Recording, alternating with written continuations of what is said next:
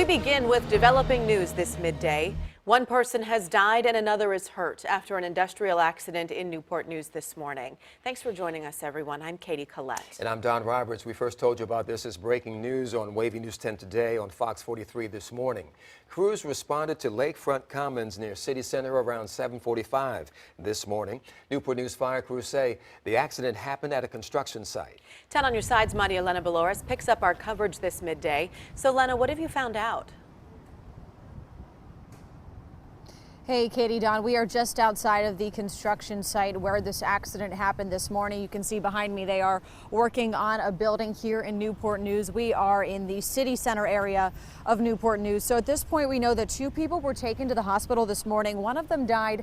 The other has minor injuries. Newport News Fire Department tweeted that the initial call was for a person trapped, but nobody was trapped when they got to the scene. They did find 2 men with injuries. One of those men had life-threatening injuries, was taken to a hospital and sadly passed away at the hospital, and we're told the other man's injuries were not life-threatening at this point. Now, we have seen crews back out here working today so far this morning, and our morning crews saw detectives here out on the scene from the Newport News Police Department as well as representatives from OSHA. So we have reached out to OSHA for an update at this time. Now, we are still working to learn how exactly the person died, what exactly happened that led up to this accident and this death out here. We're also working to learn what exactly the extent of the injuries the other man sustained, the other person that was taken to the hospital but did not pass away. So we're working to find out all of that information. One person died, one person was in the hospital this morning, and as soon as we get that, we will pass it along to you. For now, live in Newport News, I'm Marielena Balouris, 10 on your side.